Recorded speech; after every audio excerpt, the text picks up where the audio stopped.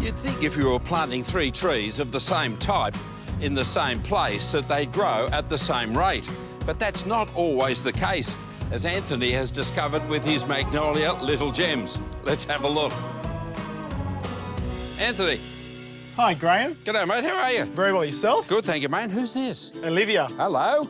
Hello. How are you? Good. Can you fix these trees? Yeah. You can? Great. Oh, well, that's my job done. Excellent, Graham. Too easy.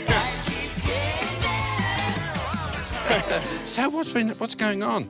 We planted these 3 plants around 4 years ago, and we've tried everything to sort of revive them, so to speak. This one seems to be going okay, but the other 2 just don't seem to be growing very well. Look at all this sunburn. Actually, tip burn like this is a sign of unhappy soil. Don't like that root there. And Anthony tells me the fence posts were concreted into the soil close to the plants. But the first thing I'm going to do, find out what the pH of the soil is. Using a pH kit, I can tell if it's alkaline, neutral, or acidic. You'd think it'd be the same this close together.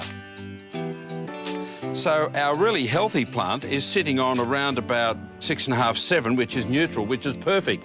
But our sick-looking plant, goodness, look at that. It's sitting around about 9, which is very alkaline. And that is certainly part of the problem with our sick Magnolia. Now, let's take a look underground. This is pretty drastic, but it is really the only way we're going to find out what's going on, especially with that root over the back there. The 2 main roots, this one on this side, has gone right in underneath the plant, hit the concrete, and then done a right-hand turn.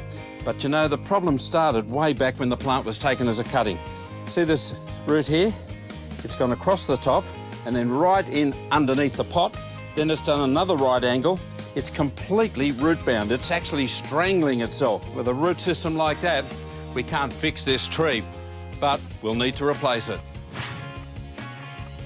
Okay, let's give them a nice advanced replacement tree, but let's check the roots first. Always a good idea to tickle the roots around. Stops all of that girdling that could be happening. A beautiful plant, ready to go on the ground.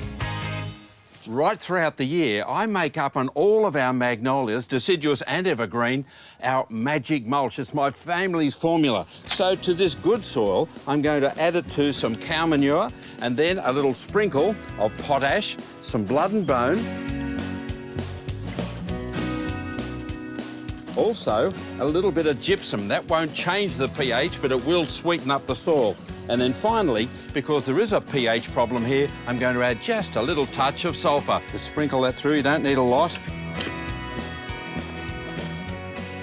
Backfill around the plant and leave a nice little depression around the top. That catches all the water and centralises all the nutrients down into the roots. Now this one at the end, we'll do the same thing with our little mound here and catch all that water and send all those nutrients down to the roots where the plant wants it. Aha! Graham. There you go. OK, now, it wasn't so much the pH, even though there was a difference between the 2.